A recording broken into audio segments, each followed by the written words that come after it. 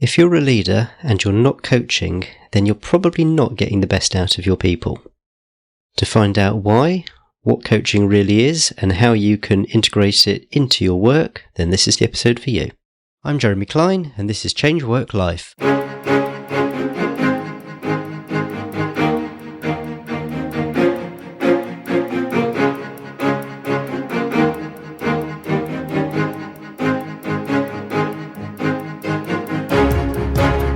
Hello and welcome to Change Work Life, the podcast that's all about beating the Sunday evening blues and enjoying Mondays again. I'm a career coach, and in each episode my guests and I bring you tips, strategies and stories to help you enjoy a more satisfying and fulfilling working life. Is the leader the person with all the answers? Do they set the direction and tell people what to do? Or does a good leader enable their team to find their own answers without necessarily directing them? To find out why and how leaders should act more like coaches, I'm delighted to be joined by Preston and Luciana Nuñez of the Preston Associates.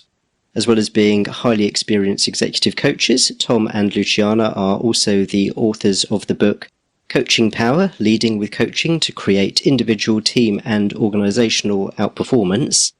Tom, Luciana, welcome to the podcast. Thank you for having us, Jeremy. Indeed. Let's start with the book. Who specifically would you like to read it? We wrote it with the leaders that want to lead with a coaching style in mind. And I would love to hear Tom's perspective, but for me, at least in the few years that I've been doing coaching, a big part of the approach we take as coaches is that we open the black box and we help the clients that we coach learn to then apply the same frameworks that we use with them to working with their teams. So this created a very natural appetite. So for years, we heard the leaders that we work with saying, we want to do more of that. But the beauty of the book is that it allows us to reach the thousands of leaders that we don't get to work with for geographical reasons, for any other reason. So any leader that wants to lead with a coaching style is the person that we both had in mind when writing the book. Tom, what would you add? I think that's correct, but I think it goes even beyond those with direct leadership responsibility. I mean, today we're all leaders, whatever our role in an organization. Right from the bottom to the top, we have an influence over others. Sometimes that's just in our own families, even. So the ability to be a better coach, whether that is, part of a team, coaching your boss, even coaching the people below you, sideways to you. Sometimes in team coaching, we hear a lot of clients going, I can use that with my kids. So I really think that it's a very broad appeal base and a very broad group of people who can just benefit from generally knowing more about how to be a great coach. So against that background, how is someone going to know that the book is for them? Or is it just if they are a living, breathing human being, then the book is for them? No, I think Luciana hit the nail on the head when she said it's really for leaders wanting to lead with more of a coaching style. My point is it's just not exclusive to that. Okay, so what's the gap here? What are these people not doing that perhaps they should be? I think from my experience, what I observe with the leaders that I work with is that sometimes it's just inertia. The pressure that leaders are under just makes them not stop to think. And the minute a leader stops to think about what is the right gear for me in this moment, more often than not, they realize that there's essentially, I call, three leadership gears. We can manage, we can lead, and we can coach. And there's a place for each one of them. Sometimes you have to roll up the sleeves and manage and get to the doing bit. Sometimes there is a role for leadership to set the direction, to give the answers, to give guidance. But the higher a leader goes in their trajectory, the more space there is for coaching. So the gap, to your question, I think is the ability to stop and think, what gear would serve me best here? Because the beauty of coaching as a gear is that, yes, you have to slow down and help the person in front of you that you're coaching or having a thinking partnership with, stop and think. And your role is to ask the right questions and let them get to the answer. That feels a bit counterintuitive when you're under pressure to deliver fast. But if you take the time to slow it down and guide the conversations through a good line of questioning, guess what? That's the one time you need to do it, because the next time the person gets to do it for themselves. So it's a little bit of that investment at the beginning that sometimes people are reluctant to realize that it's worth making, but it buys you so much time and it improves the results so much better at the end of the day. So when people learn that trick, they often say it's the biggest shift I can make as a leader, and they stop seeing that gap. Tom, what can you add to that? I think there's a couple of additional aspects. One is the level of change that's occurring today and the speed of that change, that we don't have the answers to everything. So the ability to use collective intelligence, which is a lot of what coaching is about, is the ability to creatively solution. So I think that there's a huge piece there that, is kind of just part of the new dynamic of the speed of change in the world. And I think the other thing is the level of commitment to do something. If somebody tells me you have to do this, I haven't chosen it. If I've chosen the route, the path, my contribution, I'm much more likely to deliver on it. So I think that it is just a more effective way, a more agile way of engaging people in a definition of collective success, rather than just telling them what to do. We simply don't have the answers today. And if you look geopolitically around the world, you can see how few answers people actually have. That's interesting. And there's also that link between personal agency and satisfaction. And when that agency is taken away, that's when people start to question whether they're really enjoying their jobs, for example. It's a big part of what your listeners are motivated by, right? I was very intrigued by the premise of your show and that Sunday blues, that sense of meaning and agency. We know there is a big contributor to how people engage and what people want from work. So we know that coaching is a great way to get that agency back in the picture. Yeah, and purpose. More and more people want to know that what they're doing is somehow helpful to the planet, to other people, to their organization, to their customers, so that idea that they can create their value add in line with their own values is really important. If I went out onto the street and asked 5 different people what they understood by coaching, I suspect I would probably get 5 different answers. So let's get a definition here. What's your one-sentence definition of coaching? And I'll give you each a go on this. So Tom, would you like to go first? I think coaching, the type of coaching that Luciana and I do anyway, let's start there, is the ability to be a thinking partner in order to enhance business performance while developing better leaders to do it. Luciana? And building on that, I think that's the kind of coaching that we do, but in its simplest form, to me, the definition of coaching is the process that gets you from where you are to where you want to be. And it's a collaborative process between 2 people in the case of one-on-one coaching. And it's a very creative process because, to what we said before, it allows you to get to the path and to the answers that give you that sense of ownership and agency that then, if you believe in what you just created with the support of that coach, you're going to go to the ends of the world to make it happen. So it really helps you bring your vision forward with a level of autonomy and agency that it's a game changer. So before a leader comes to you and before they've understood coaching as you understand it, what misconceptions do you see when it comes to leaders about what they think coaching is?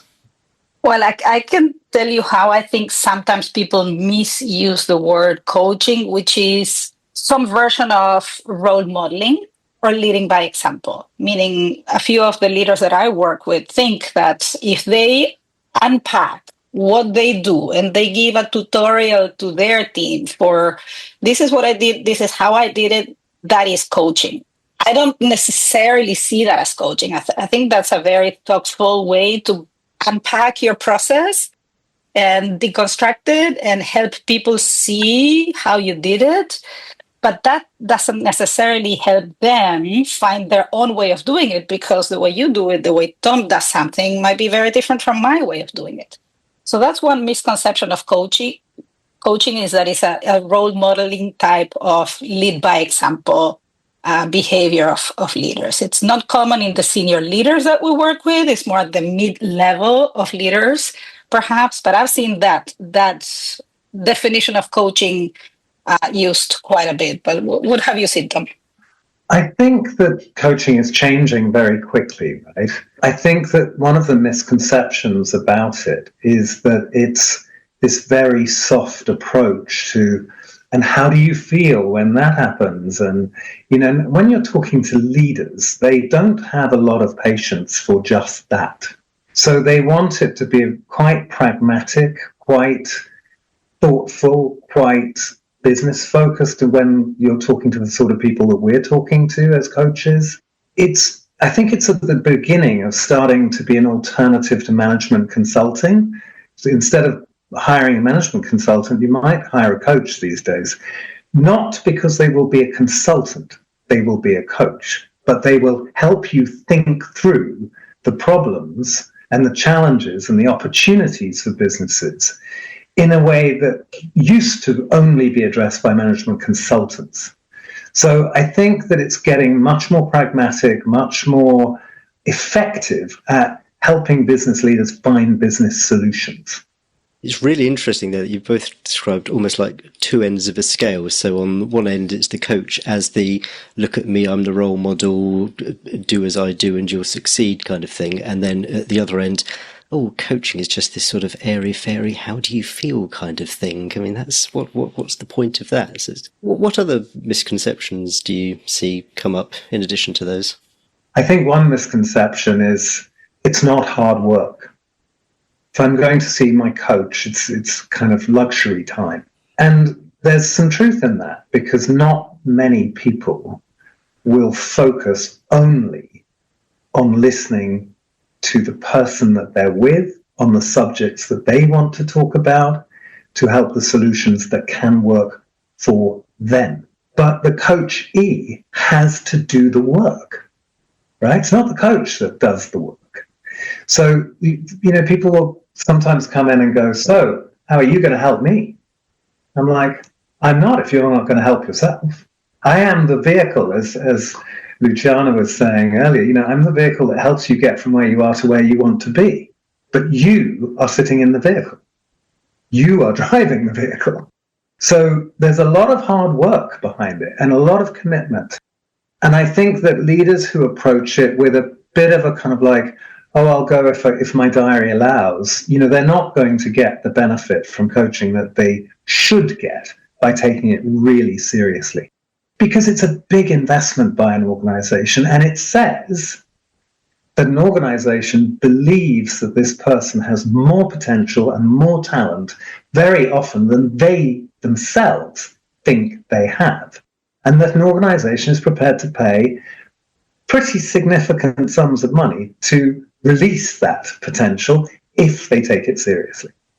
When you mention coaching, some people automatically think into the realm of sports. So I'd just be interested to know, on your perspective, is sports coaching and the sort of coaching that we're talking about here, the coaching that leaders do, are they really two very different things? Are they more closely aligned? Is there a sort of an intersection of the Venn diagram? Luciana, what are your thoughts on that?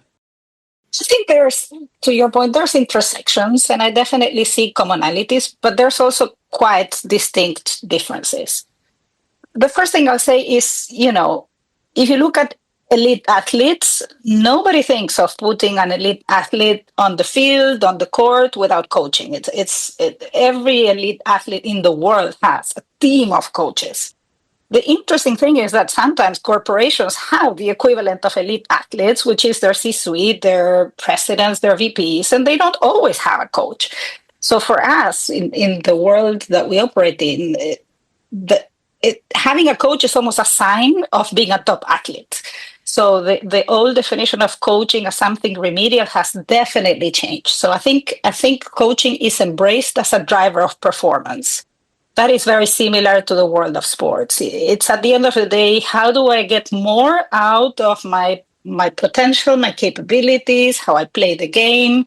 So I do see that in very much the same way of sports coaching. The other thing that I think is very analogous is the ability of the coach to observe you at your best and sometimes at your worst.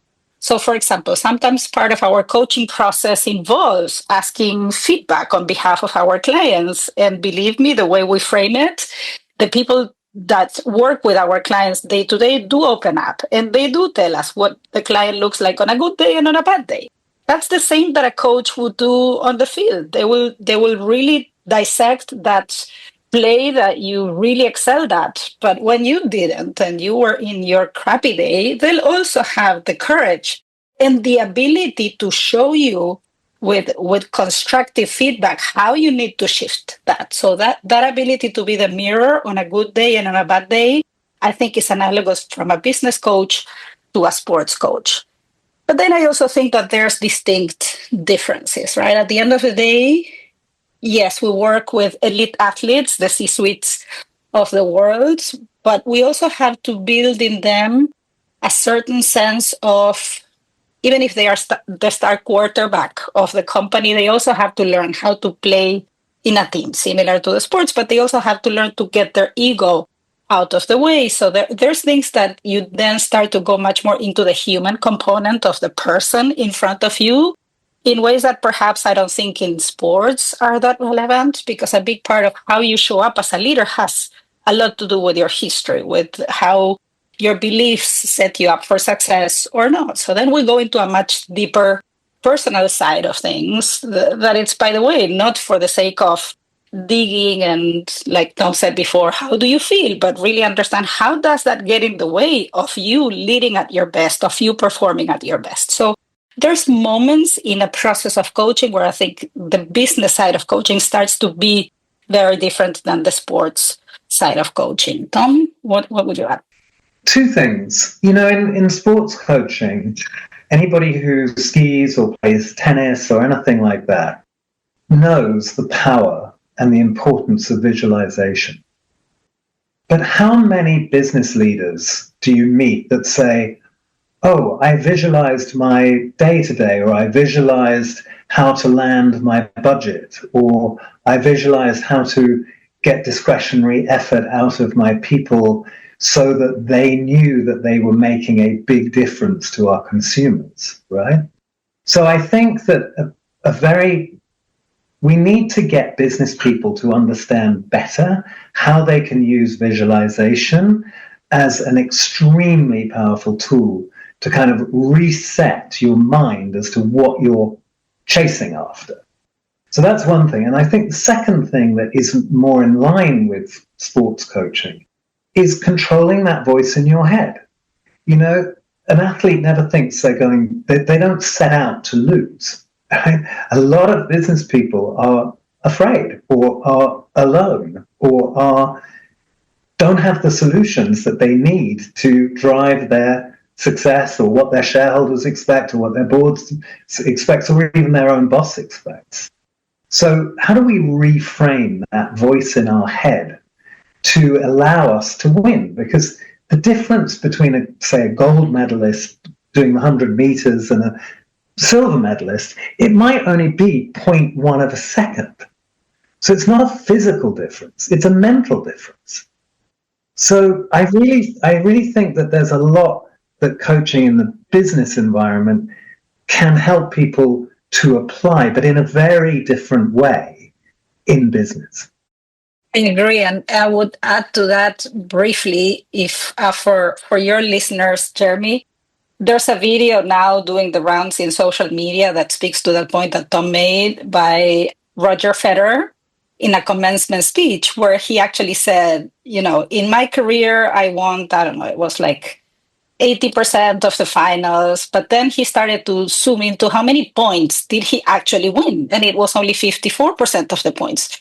So it was his ability to recover after a point, both the winning and the losing point, by saying that was just a point. So you have to reset your mindset every single point so that the next point is a fresh point, is a new point. And coaching is all about checking your mindset and shifting your mindset fully under your control. So realizing that at the end of the day, it's just a point, and being able to move on, not only as a sportsman, but as a leader, is a big part of how coaching helps you shape literally how you show up second after second. Sticking briefly with the sporting analogy, I've occasionally heard in the context of leadership the question, do you want to be the coach or do you want to be the captain? So, the coach of the football team or the captain of the football team. Is that a helpful metaphor? Tom, you're shaking your head. No, because you are de facto both, right? If you're going to be an effective leader, you have to be able to paint a picture. Churchill talked about the sunlit uplands, right? You have to be able to do that. You have to be able to get people to play well together. And you have to be their thinking partner and the lubricant that allows them to solution. So it's not one or the other by any means. And I think that the other thing that is really clear when you look at sports versus other, the type of coaching that we do, sports people almost always know what they want, right? They want the gold medal, for example. We as human beings are not always so clear about what we want. And we talk in the book about, this structure, thinking structure that we use called trilogy questions. And the first question of the trilogy is, what do I or we want?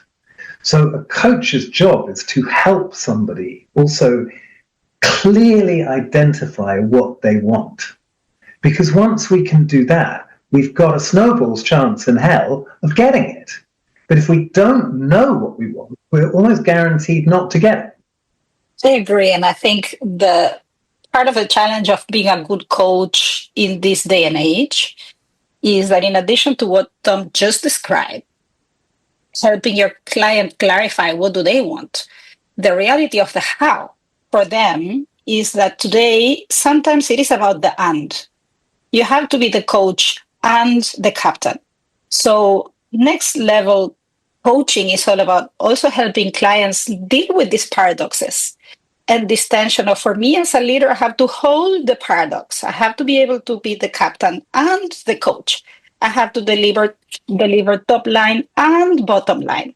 I have to be able to give straight feedback and encourage people. So your ability as a leader to hold that tension and hold the paradox and realize that performance is in the space where you're holding that tension and being able to deliver on both is key. And not any coach can do that eye to eye with leaders that are living the paradoxes in especially the world today as they are. We talked earlier about the inertia that leaders face as a result of the pressure that they're under to deliver results. And so perhaps that doesn't allow them to create the headspace within which they could start to incorporate coaching within their leadership. So what are they missing here? I mean, fundamentally, why should leaders coach? What results can they expect to see if they incorporate coaching into their leadership style? Tom, let's start with you. I mean, so many things that we've touched on already. The first is the commitment to do it, right? If I choose to do it, I'm much more likely to actually do it and deliver. I'm much more likely to believe the how. I'm much more likely to embrace the what once it's been brought out of me as to what I want to do and contribute and to So I think that you just get better performance when you engage people in that way. You get better creativity.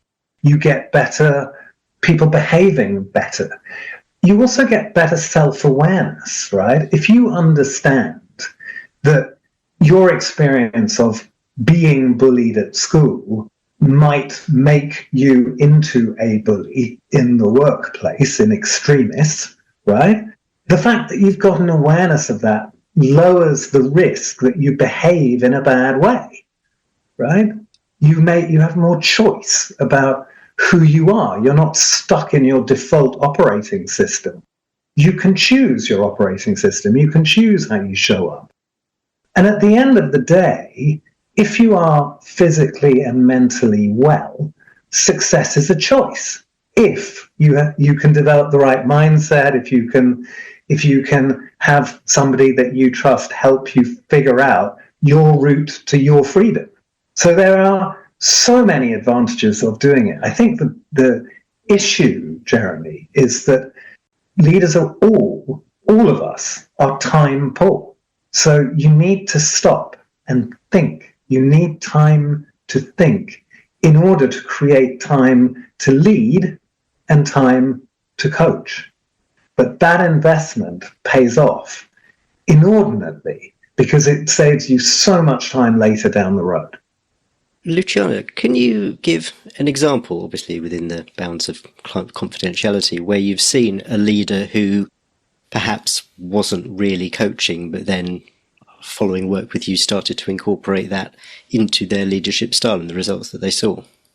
I'll give you a very easy one, that because it was so easy for her, it was almost such an eye-opening experience. I was coaching a CFO that was being groomed to become the CEO. So for her, being able to get more performance out of her teams was key. And we talked about, how was she doing that? And she was a very senior leader. She was probably at the game for 25 years. It clearly wasn't her first rodeo. She was at the top of her game already. So we started to dissect how was she having empowerment conversations, right? So where she could really align with her teams in terms of what does the definition of success look like? What are the behaviors that I need from you? What do you need from me? Interdependency. We have a framework that we use to create empowerment conversations that really move the needle. But for her, the game changer was at the very end of that framework, in the moment where you do what we call passing on the psychological baton of the empowerment. And it's a very simple question, which is, instead of you as the leader, because you want to control the time, you want to control the narrative, you want to control the outcome, her temptation was that she was doing the recap. So this is what we agreed on, this is what you will do by January 3rd, you will send me the report. She was taking ownership of that final recap because it gave her a sense of control. And when she realized that she was actually disempowering the person by having the last word, that person didn't leave that meeting with psychological ownership of that task. So that's the moment where we do what we call pass on the baton of psychological ownership to the person. And the simplest thing to do it is by just resisting the temptation to recap and asking the person, so what have we agreed on? And let the person play it back. Because then yes, they got it. Yes, they know exactly what they need to do. They've unpacked for me how they're going to do it. And they, in that moment, feel truly responsible for the delivery of that. And they feel agency, and they feel power, and they feel ownership, and they feel control.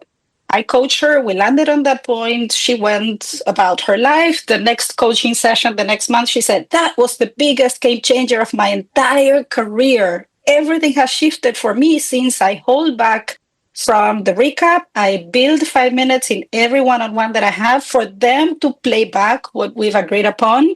And it has completely shifted the sense of ownership, the sense of empowerment from my team. So it's powerful, but it's also sometimes in the small details.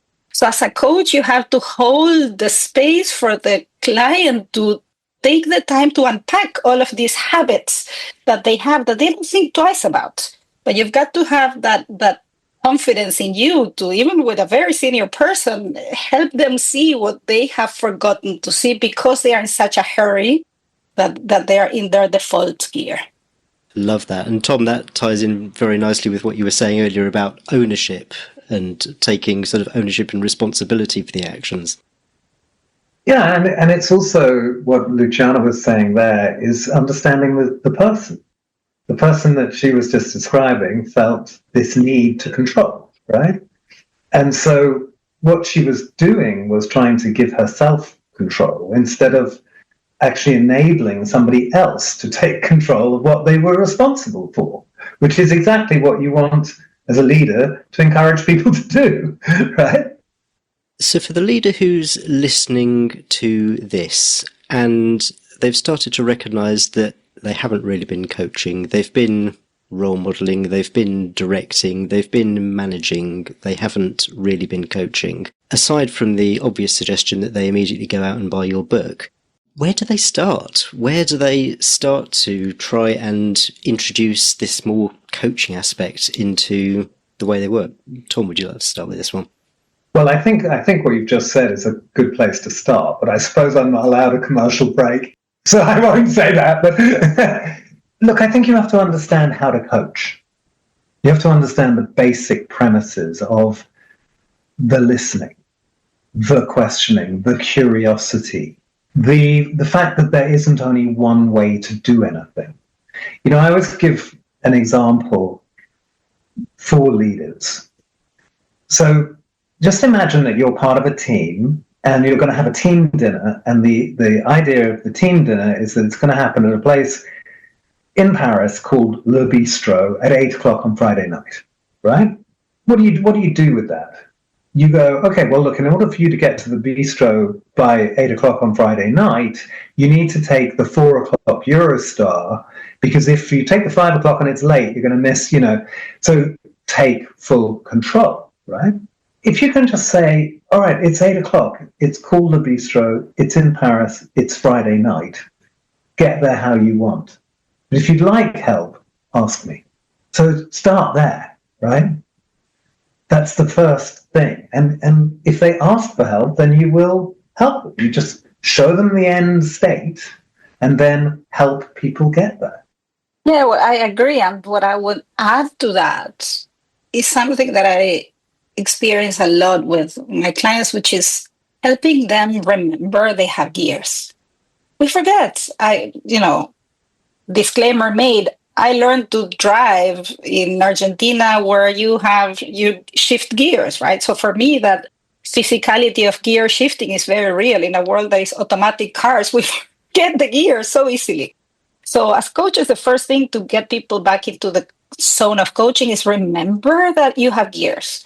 And that you can, be in high speed gear, but you can also slow down. You can go in uphill gear because it's going to give you more traction and more power and more efficiency. So that's such an easy aha moment for clients to remember they have gears, remember they have choices for how they show up. They have the gear of, sometimes if you have someone that is junior, under a lot of time pressure, you have to go into directing mode. That's okay. There's a time for everything. But there's very often times where you have to remember to go into that coaching gear first, and then you go into the how. So that's a big part of what are the small shifts, to your point, pun intended, that a client can make is remember the gears and choose how you want to show up and go into coaching gear and relevant. I'm glad you said that, because that was one of the questions I had, is how you choose which gear to go into. Now, in some cases, it might be obvious, but in other cases, maybe you have an option of directing or you have an option of coaching, and maybe it's not entirely clear to you which one to go for. So, how do you choose your gear? It's very situationally dependent, I think. The clients that we work with as senior people are very good at reading the situation in front of them. What they are not as good is at slowing down to think about what does the situation require of me, right? So I think if you look at very basic frameworks like the will and skill matrix, right? Is the person that I have in front of me, are they experienced enough? Do they have the high skill that I need them to have to know how to navigate the situation? Do they have the will? Are they motivated? Are they driven? If they are high skill, high will, great, I can coach them. If they are low skill and high will, maybe I need to slow them down. They are very eager to run, but they don't know where to start. So I need to go into a little bit more of a directive space to help guide the direction, so that instead of running like a very eager chicken without a head, they're going to slow down and think about, what is my direction? What is my purpose? What do I want? How do I get there? So sometimes there you're going to go into a different kind of coaching that is already starting to gear the person, still through the lens of coaching by asking questions, but you guide their direction a little bit more. So I think it's about, again, remembering what you have in front of you, what does the situation require, and then decide. And experienced leaders that take that minute to decide will know what gear to go into very, very naturally, I think. Or even who take the 5 seconds to remember the choices. It's not just, to go with the gear analogy, it's not just that we've got forward and reverse, right? We've got 20 different gears as leaders we can choose from. First of all, we have to be aware of what those gears can look like and what they can achieve before we decide which one to use. But the more practiced you get at it, the faster you can choose the appropriate response to the situation in front of you, as Luciana was saying, right? It's just practice and constantly being aware of what's in my armory, if you like. What can I choose from? Rather than in that moment of stress where it's like forward or backwards, just taking that moment to go. And it literally can be just 5 seconds. It's enough once you're practiced at it. Comes back to this time poor idea. And even in that moment where the leader, I suppose, feels like they have this responsibility to know the answer. And so by pausing, they're somehow, I don't know, betraying that responsibility by not instantly knowing what they should be saying. Yeah, but Jeremy, it's like that thing. And I think we've all been in this meeting. The meeting where somebody comes in, I don't know, might be a management consultant or somebody who's famous for something, and they start talking. And you don't have a clue what they're talking about. You do not understand a single thing. And you're sitting there going, it must be me that's stupid. But somebody else in the room puts up their hand and goes, I don't understand. I really don't get it. And the whole room goes, nor do I. It's so liberating. And a lot of what we help people with is the confidence to go, I don't understand, or I don't know. And that's completely okay, because that is completely authentic, right? And once you have that level of authenticity, you start to build the level of trust needed as in a leader to help people collectively find solutions. That's our job. That's what we get paid for, right? That's it. It's to find solutions. But it sits in that confidence, that ability to go, I don't know, or I don't understand. And a lot of that confidence isn't innate. You need to build that. For many people, it's a new muscle. And a coach can help build that. Yes, and building on what Tom is saying, just to give you a very concrete client example of that, you can build that confidence at the individual level, and you can build the trust and the confidence at the team level. For example, a team I'm coaching, already, by the way, super high-performing team, like one of those teams that you're like, how can I really add value as a coach to this team? They're already flying. Their leader is a very fast thinker and fast decider and very confident in his decisions. So he's going to come into a team meeting and say, this is what I've decided. And his team trusts his judgment big time. But often they really wanted to know, how did you get to that decision? How did you get to that conclusion? So in a team meeting, in a team coaching session, what we did is give them permission to use in team meetings a moment to slow down And the phrase that they all started to use, and when I see them, I want to hug them and kiss them for how well they use it. But the phrase is, name of the leader, person X, can you please unpack your thinking? Can you help me understand how you got to that decision? And then the leader knows, yes, of course, I went too fast, I went too quick, I need to unpack my thinking, because if my team can follow my logic, then they can either challenge my logic. So it was permission to challenge my logic as needed, but also if they agree, they start to build that shorthand with the leader's judgment and criteria and thinking process that makes them more agile, faster, better. So even giving them that shorthand to, can you unpack your thinking for me, raised the level of trust and alignment in ways that are just amazing to see, and is so simple. I love what you've just said, Luciana, because on top of everything else, I think people who are lacking in confidence are very aware that they're lacking in confidence. But if you are overconfident, you don't have an awareness that you are overconfident. And in a way, that makes you even more dangerous, right? So building that awareness of what's appropriate. And in some circumstances, we can be overly confident. And in different circumstances, the same person can be underconfident, right? So it's that sea of emotion that we all live in, and understanding it better, getting better awareness of it. For the person who is listening to this on their morning commute into the office, aside from ordering your book, what's one thing they can try today? If you were to encapsulate it in one sentence, what's one thing they can try today to start to incorporate coaching into the way they work? Luciana, why don't you go first? Listen more.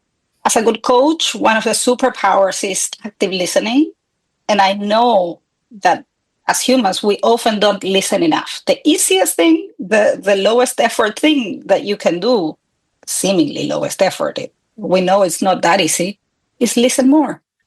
Hold back from having the answers. Hold back from giving directions. Stay in a place of listening first and listening more.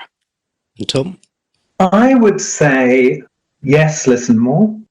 But if I was on my way, on my commute, I would ask myself a fundamental question. What do I want today to be like? So I would visualize my day. But when I say visualize it, I mean visualize it, feel it, embody it. Because what do I want can include so many different factors.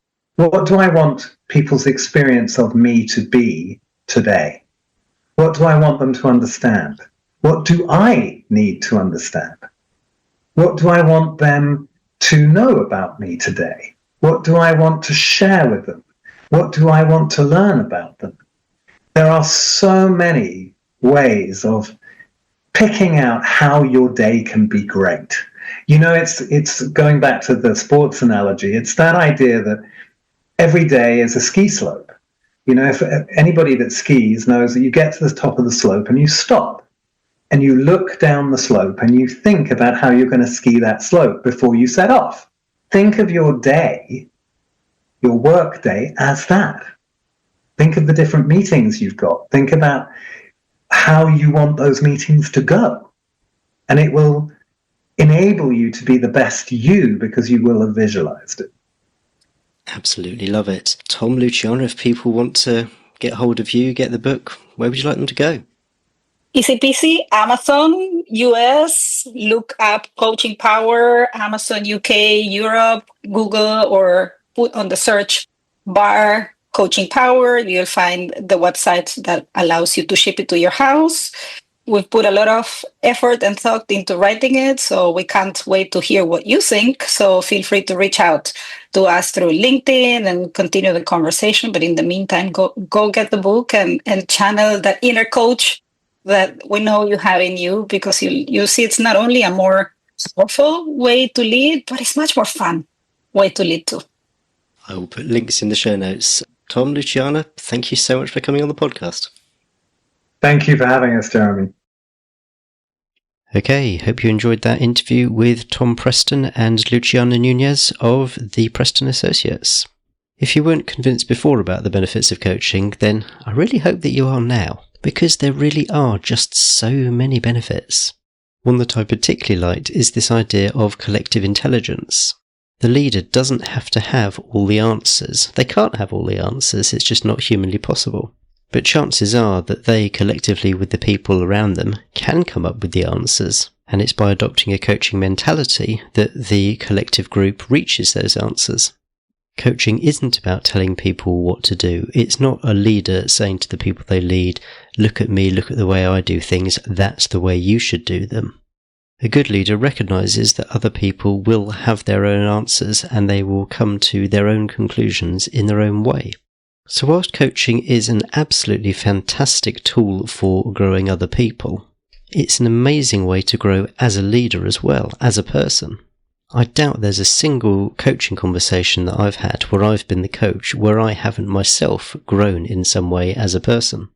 And the beauty is that this is something that anybody can do. You don't have to be hierarchically a line manager or a leader. In any discussion with any colleague about how a job of work gets done, you can use coaching elements in that conversation. So give it a go. Rather than bundling in with what you think the answer is, try asking a question instead. See what comes out. I think everyone will be surprised at the results.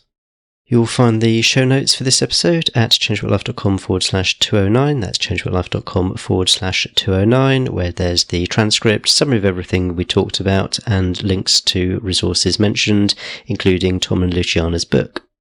And if you've enjoyed this episode, one thing I'd absolutely love you to do is leave a review. I know that I'm competing for ears and I'm competing for attention, and one of the ways you can help me to get that attention is by telling people what's good about this podcast. What do you learn from it? Why do you listen? If you can spend a minute leaving a review on Apple Podcasts or whatever platform you use, I will be extremely grateful. You do that, and on my side of the bargain, well, I will continue to put out episodes. There'll be another one in 2 weeks' time, so if you haven't subscribed to the show, make sure you do it. If you're on Apple Podcasts, there's a plus symbol, or whatever there is, a follow, a bell icon, whatever it is. Make sure you're subscribed so that you get an episode in your feed as soon as it's released, and I can't wait to see you in 2 weeks' time.